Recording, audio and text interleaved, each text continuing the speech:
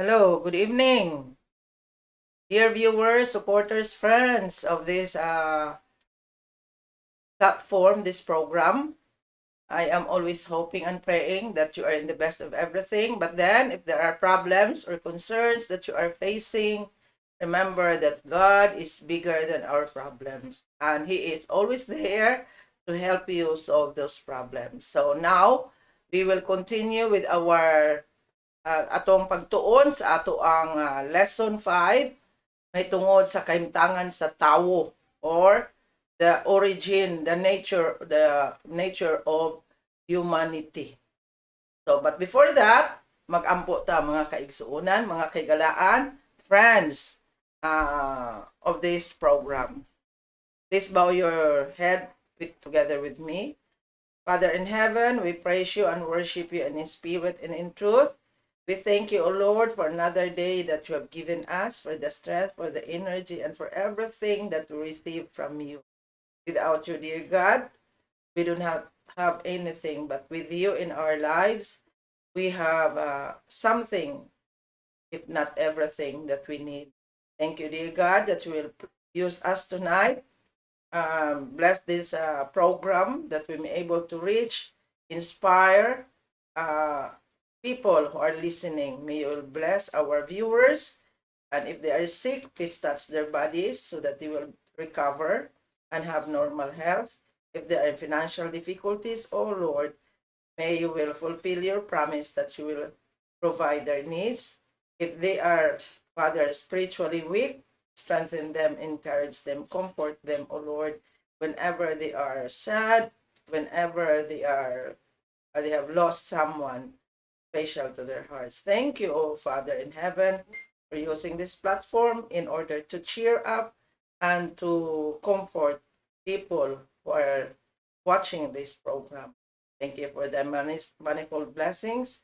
Bless also our gadgets this evening.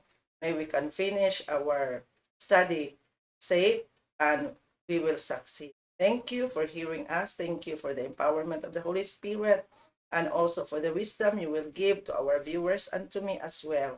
In Jesus' name, amen. So last night, ato ang na-discuss ang lain-lain nga dimensions of man. So far, ang ato ang na-discuss, mao ang social, the way we deal with other people, the physical, taking care of our bodies, kay mao ni siya ang temple sa Holy Spirit sa Ginoo. And then our moral aspect or dimension, we know what is right and what is wrong, kay gihatag na sa Ginoo sa atoa. And then our intellectual dimension, in which we have to improve, use our intellect so that we can be creative, we can discover our potentials and be an asset to our own selves, to our society, for the glory of God. Now we will proceed with the emotional dimension. This emotional dimension, ang ato pagbati, recognizes, mao din ni ato ang last day nga na-discuss gabi, pagbati, our emotion, wherein we have that expression of love, happiness, hope, joy. Then we have also sadness, we have also anger, fear, and or stress. So these are our emotions, the different feelings that we have. And then when we are well emotionally, this will show that we are optimist. We are always looking at the bright side of life. Kaya malipayon rata, bisang na ay mga problema, but still we can manage to smile, to laugh. Then ato ang pagtanaw sa kaugalingon, taas, and then we can accept ourselves bisan unsa pa kita. Now we will discuss with the spiritual dimension. This involves exploring the key principles, beliefs, and values that give meaning and purpose to your life. It's about living in a way that is consistent with your worldview, while also being tolerant of others who hold different beliefs and values. Man's spiritual aspect differs him from animals. So, in spiritual dimensions, this is our connectivity with the Lord, with our Creator. It gives us meaning. with the purpose of our life. Baka anay kahulugan ang atong kinabuhi tungod kay nakaila kita og Dios na atay espirituhanong pagkinabuhi. Nya kani siya sa atong pagkinabuhi, consistent ni siya sa pananawan sa kilibutan nga nag-ila nga na ay Dios. Nya tungod ni ini, we are being tolerant, no? Maka-aksepta sa mga views, sa values at beliefs sa other nga mga katawhan. Dili ta mag-judge nila. But we have to share to them what we know sa ato apong beliefs para sila po makasabot. And then, later on, kaya nakasabot sila, nahayagan sila, mo-accept sila sa beliefs usab nga ginaangkon sa mga Seventh-day Adventist. Sa atong espirituhanong kinabuhi, matod pa diri, mauni nakalahi nato sa mga hayop. Kaya mga hayop, wala man sila kaila o Ginoo. Okay? Pero doon ay usa ka tao ako ang nasugatan niya siya. Mas maayo pa ma'am ang hayop. Kay muluhod pa kaysa tao. Kung ano man, siya tanawar bitaw ng kaning, baka, kanang mga hayop, before sila mohigda, muluhod usa. Pero ang tao usahay, dili gani kaluhod sa iyahang magbubuhat. Which is correct, no? Nakakatawa ko bitaw, no? Nga tanaw ni mo ng mga hayop, before na sila manghigda, magkuano sa sila, mangluhod usa na sila, di ba? Okay? So, but, mauni ang ato espirituhan ng pagkinabuhi, mauni nakahatag o kalainan nato sa ato ang mga sa mga hayop nga naa sa ato ang palibot, mga higalaan, mga viewers. So, the human person is a multi-dimensional being. So, kabaluta, nga bilang tao, lain-lain nga dimensyon, aspeto ang ato ang pagkinabuhi. Mauto ganiya, kung giingon, social, physical, mental, intellectual, moral, emotional, karon spiritual. So, I would suggest that we think of person as a focal point where all these dimensions converge. So, naa sa tao ang kining lain-lain nga dimension ng akong gisgutan. The person is a unity, but there are several ways of observing this unity and several dimensions to which the person is open is in relation. Each of these dimensions or aspects of the person needs to be named and brought to consciousness. So, katao ang gihinganlan ganiha mga dimensions, mga aspetos ng pagkatao, ato na siyang ilhon. Okay? Ato na siyang ilhon o ato ang giingon diri nga maghiusa, focal person kita maguna. There is unity. Although in lain nga dimension ang atong pagkatao, pero as one person, it is within us. It is innate. It is united within us, mga kaigsuonan. Okay? So, yun diri, without an awareness of one or another dimension of person, we remain ignorant of that particular relational aspect of being human and will consequently fail to observe the real or potential presence of a good and evil that is pertinent in that dimension. So, naingon diri, kung dili nato di ay ilhon, dili nato mabatyagan, ang kanina kalain-lain nga dimension ng akong gisgutan, nga mauto ganiha akong giingon, ang physical, ang social, mental, intellectual, moral, emotional, o ang ato ang spiritual. Kung dili din nato mailhan mga kaigsunan, dili ta mahimo ta ignorante. Murag wala ta kabalo ba unsay angay natong buhaton. So, kini siya ang presence ni no potential of good and evil. Sa ato pa kung like for example, ang ato ang social dimension. Kung we fail to acknowledge nga mao din ang gihatag sa Ginoo nga makig-mingle ta sa uban nga tawo, nya masobraan po ta ka pagminggol nga wala na ta kailag kinsay maayo atong kauuban or kinsay dautan nga kauban, pataka na po ta. So, ma-damage po ta. Sa ato ang physical, pataka na po ta kaon. Gaabuso ta sa ato ang panglawa sa ako nang gidiscuss last time. Pataka ng kaon, muino, magdroga, whatever. So, madaot po ta. So, within us, naa ang power to what? To be aware of these dimensions which we should take care of aron nga dili kita maadto sa negative. Okay? Dili kita maadto sa kadaot, kundi sa kaayuhan mga kaigsuunan. Ingon diri, from a phenological point of view, we observe that an adequate and integral understanding of the human person recognizes that that person is always person in relation. The human person stands in relation to everything. One could even say to the totality of reality, mga kaigsuunan. Okay. So, ani mga kaigsuunan nga gikan sa ini nga mga panghitabo atong maobserbahan, no? Ang atong pagsabot nga kini di atong pagkatawo naa tay ginatawag og person in relation. Ang tao do na siya relasyon sa iyang isig ka tawo mo ta kung giingon gabi nga no man is an island. So, ang tao sab he has to relate to his environment. Okay? Ang pag-take care sa environment mo gani ni ang usa sa mga gimando sa Dios sa tao pagtugan niya ni Adan ug ni Eva nga they will take care of the environment. So meaning to say, ang realities atong pag-exist is that we have to relate with people and we have to relate with our environment. Kinaaman ta nagpuyo sa environment mga kaigsuunan together with the different kinds of people in our society.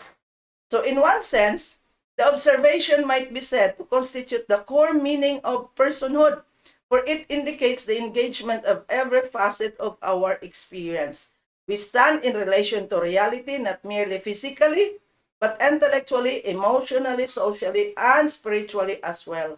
We relate through physical presence, but also through our imagination and in the environment, which is true. Ingon diri, kung ato ang mamatikdan mga kaigsuunan, kini ato ang giingon nga maghatag og kahulugan sa atong pagkataon, kini nagpasabot nga ang tanan nga mga aspeto sa atong kinabuhi nga ato ang na-eksperyensyahan, nakasinatian, mao ni maghatag og kahulugan sa ato ang pagkatawo nga duna tay relasyon sa ato ang ginaatubang nga kalibutan. In reality, not only nga physically kita makarelate sa atong environment, but as well as intellectually, also emotionally, socially, and spiritually. So sa ang tanan nga aspeto sa ato ang pagkatao, nag-relate kita di sa atong environment. Environment, not only inanimate, but also animate. So meaning people, animals, plants, and everything in the environment, mga kaigsuunan. So, as our physical body will relate to our environment, makatukod kita, makahimo kita mga huna-huna, maka-imagine kita, doon natin mga panghuna-huna sa ato ang nakita sa palibot, mga kaigsuunan. That is why, ang usa ka tao, like for example, a writer, kung ma-observe siya sa palibot, makakompose siya. Either story, poem, or song.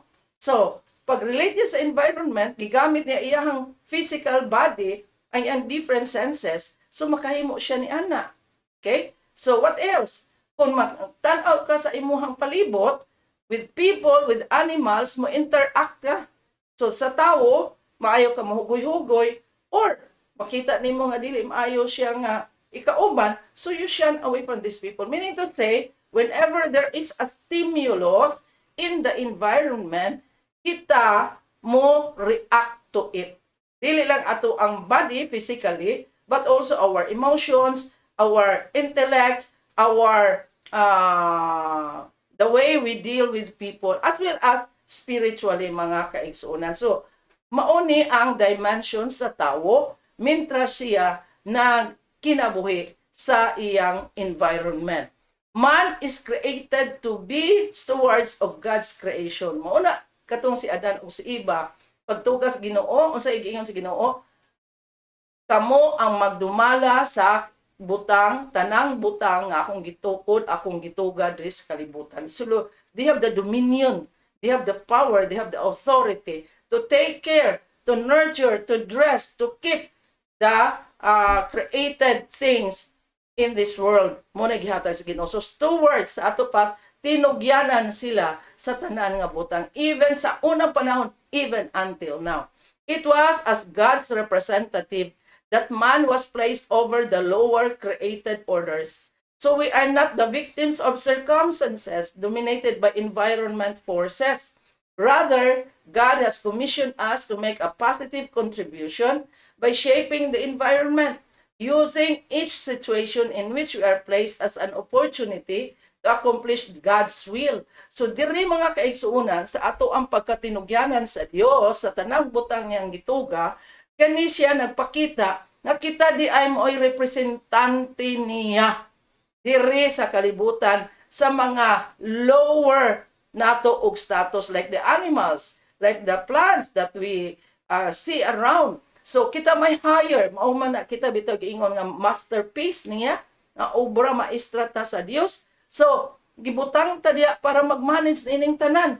So dili ta ingon nga biktima ran ta sa panghitabo nga ingon dunay teorya nga gikan ta sa single cell unya ning evolved through millions of years and mao na ta ingon ani karon. No, it is by chance. No, it's not. We were planned, we were created by a supreme human, by a supreme being. Okay? Mauna siya ang Dios nga manunuga. So dili ta biktima kundi kita ang unsa ang gibutang sa Dios nga manog aktiman sa tanan niya nga mga butang o sa tanan niya mga tinuga. So, we are what commission to shape the environment, to use each situation aron ma-accomplish ang purpose sa Ginoo sa ato ang kinabuhi. Matuman ang iyang kabubuton diri sa yuta paingon man ngadto sa langit mga kaigsuunan. Okay. So God made us His stewards. So kita gihimo nga tinugyanan sa Dios. Unsa man ang gitugyan nato? There are 4 things: treasures, talents, time, and the body temple. Mauni siya ang gihatag sa Dios sa ato nga ato ang atimanon, nga ato ang palambuon. Mintras tanto nga unsa kita mga kaigsuunan nagkinabuhi sa kalibutan. Gitagaan ta niyag bahandi, treasures, gitagaan ta niyag talents, gifts, gitagaan ta niyag panahon, unya gitagaan ta niyag aglawas. We have to be faithful stewards and take care what God entrusted us. So kinahanglan di ay kay kita tinugyanan sa Ginoo, kinahanglan faithful, ta samang faithful matinumanon ta nga mga piniyalan, nga mga tig sa Ginoo kung unsa ang iyahang unsa sa ato gihatag sa ato mga kaigsunan. Diya sa Psalms chapter 8 verses 4 to 8 ingon siya, what is mankind that you are mindful of them? Mo ni pangutana ni Haring David sa Dios, human beings that you care for them. You have made them a little lower than the angels and crowned them with glory and honor. You made them rulers over the works of your hands. You put everything under their feet, all flocks and herds and the animals of the wild, the birds in the sky and the fish in the sea, all that swim the paths of the seas. Pangutan niya na Haring David sa Ginoo, unsa man gyud ang tao nga ikaw nagmatinagdanon kanila? Sila nga mga tao nga imong ginaatiman. Gihimo nimo sila nga nubo kaysa mga manulunda o gikuronahan sa imong humaya og dungog. Imo silang gihimo nga mga unsa sila pangulo sa mga binuhat sa imong kamot. Gibutang nimo ang tanan diya sa ilalom sa ilang mga tiil. Ang tanang kahayupan, ang tanan nga mga kalanggaman, ang tanan nga mga isda ug ang tanan naglangoy diha sa katubigan. So meaning to say, nangutana si Haring David, unsa man gyud ang tao, Ginoo? Nga ikaw nagmatinagdanon Manila, you take care of them. Ang tanan pangbutang dis kalibutan ni imong gi-created, imo pang gitahatag kanila nga para ilang dumalahan. So go wonder si Haring David how precious man is before the sight of God, mga kaigsuunan. So diha sa Biblia, mga kaigsuunan, special ang tao, gikoronahan siya sa dungog ug himaya sa Dios, nagbiste sila sa iyahang glory sa unang panahon, nga dito pa sila sa tanaman sa Eden. But then, hinumduman nato nga ang tao nahulog sa sala, mga kaigsuunan. Diya sa Genesis chapter 3, mauna ang record sa pagkahulog sa tao dito sa sala. Unsay hinungdan kay mao ni siya. Sa Genesis chapter 3 verses 1 to 5, ang tao nga gitugas sa Dios nga napuno sa himaya, perfect in everything with all kinds of dimensions, enjoying immortality, enjoying the communion with God face to face during the time nga naa sila sa Garden of Eden. Apan dito sa Garden of Eden, doon na po yung usa ka kahoy dito mga kaigsunan sa ako nag-mention nga gibutang sa Dios dito sa tanaman sa Eden to test their loyalty. Nga niingon ang Dios, dili gyud mo magkaon ni ana kay unsa to sa oras nga sila mukaon ni ana maunsa gyud sila sigurado gyud sila nga mamatay mao na giingon sa Ginoo. So unsay nahitabo karon mga kaigsunan? Genesis chapter 3 verses 1 to 5. Now the serpent was more crafty than any wild animal that the Lord God had made. He said to the woman, did God say you shall not eat from any tree in the garden? 2. The woman said to the serpent, we may eat of the fruit of the trees in the garden. 3. But God said, you shall not eat of the fruit of the tree that is in the middle of the garden, nor shall touch it, or you shall die. 4. But the serpent said to the woman, you will not die. Ningon ang Ginoo, you will surely die. Pero ang yawa ningon diri, you will not surely die. 5. For God knows that when you eat of it, your eyes will be opened, and you will be like God, knowing good and evil.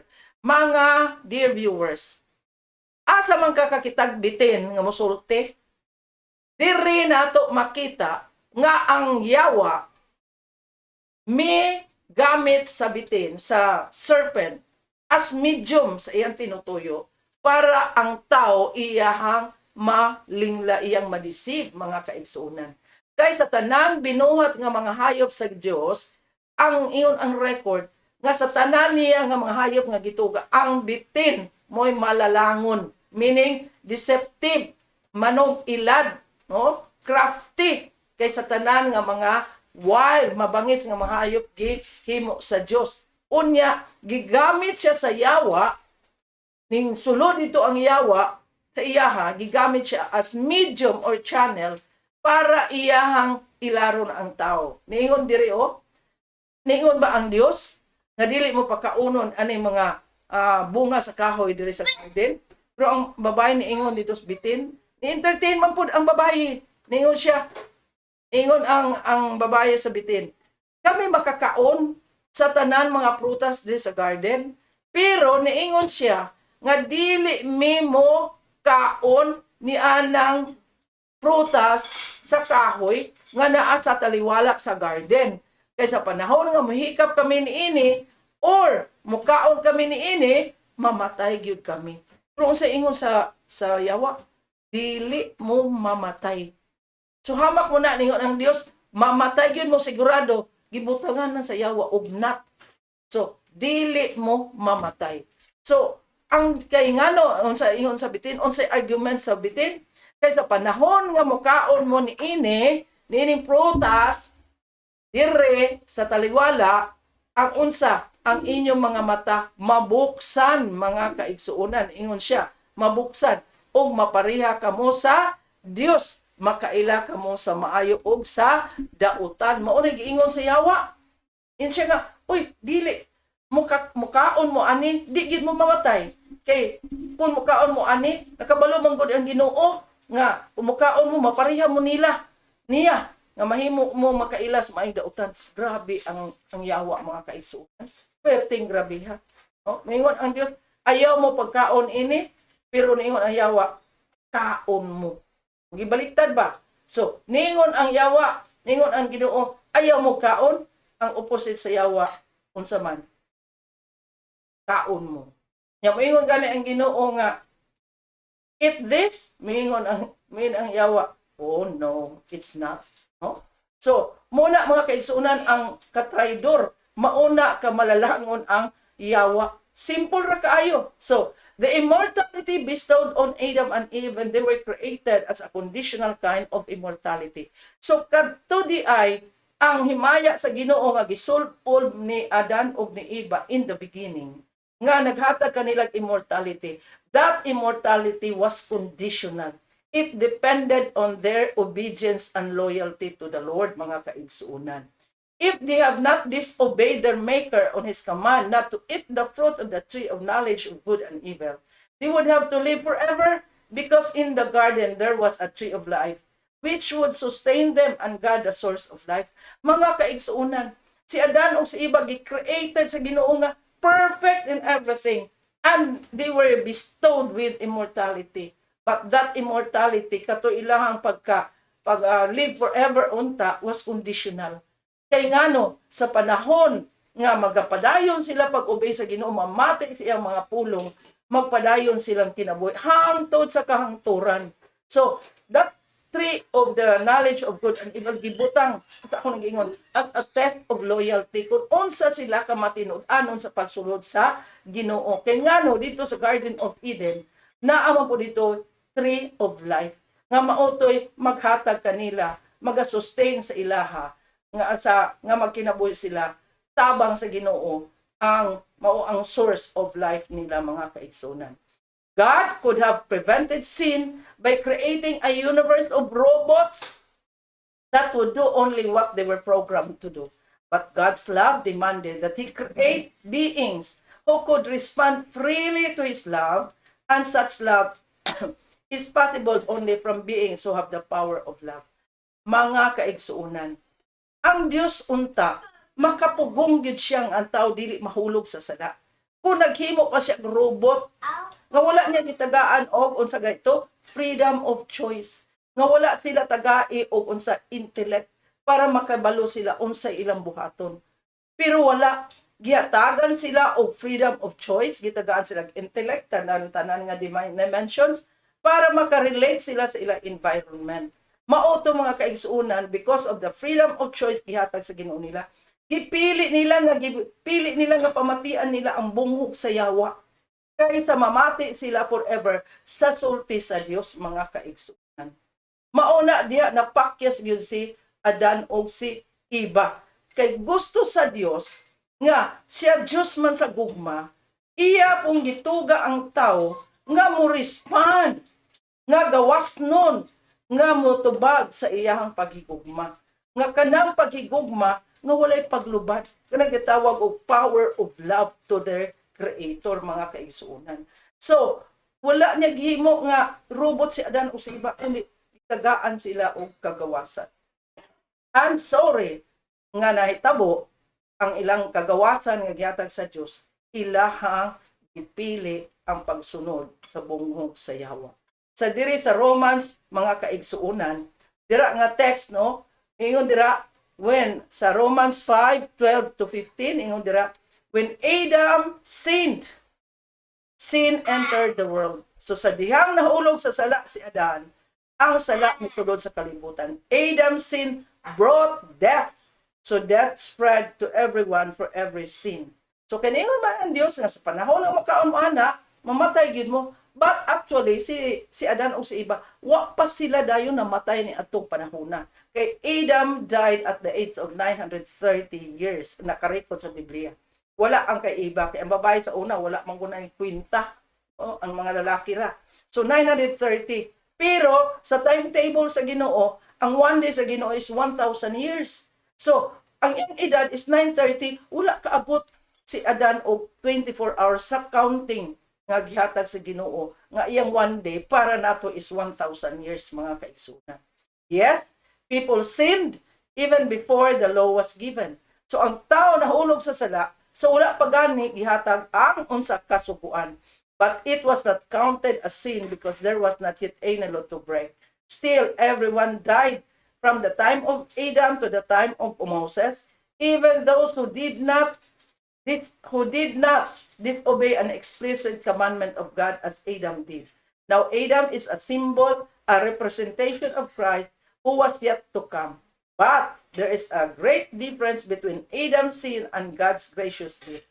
For the sin of this one man, Adam, brought death to many, but even greater is God's wonderful grace and His gift of forgiveness to many through this other man, Jesus Christ. Mga kaigsuunan, si Adan nahulog sa sala, tungod kay nakasala, ang tanan na apektuhan, ang tibuok kalibutan na hulog sa sala, mauna misulod ang unsa kamatayon.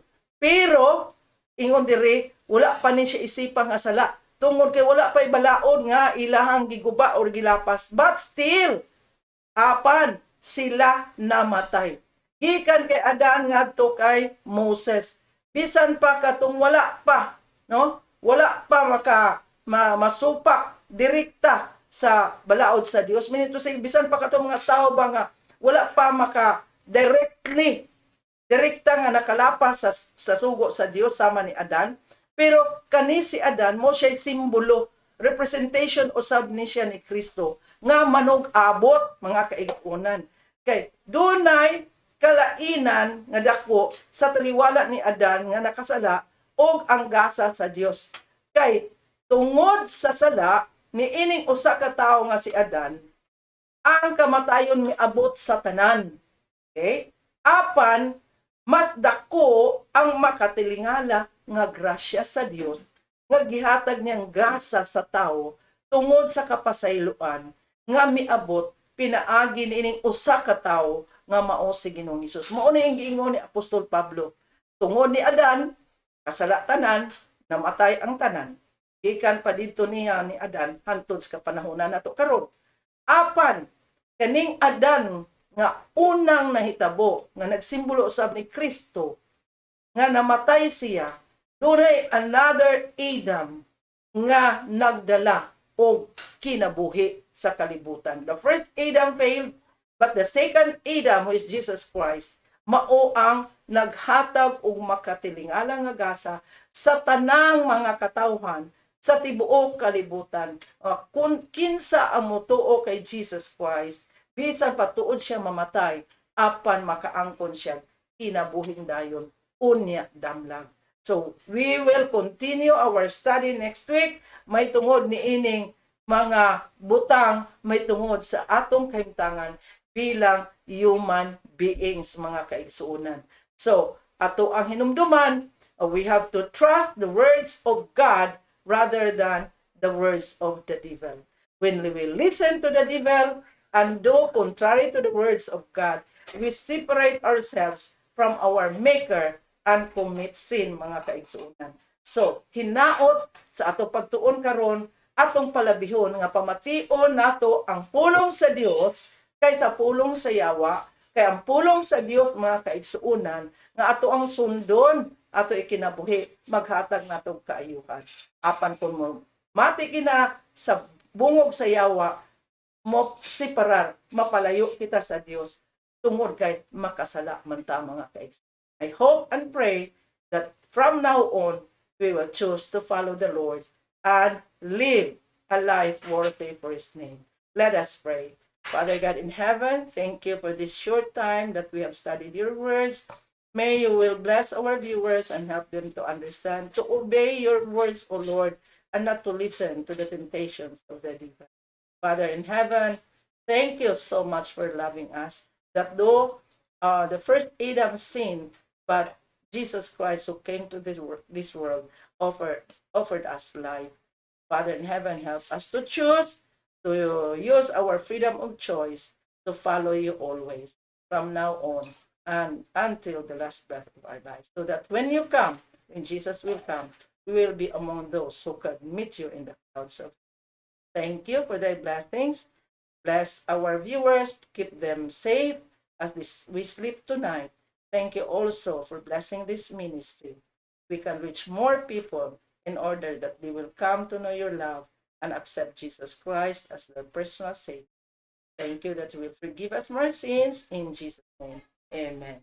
See you once again, dear viewers, next week. I hope and pray that you will be in the best of everything. But remember that whatever you are facing, God is always there to keep you and help you. Goodbye. God bless everyone.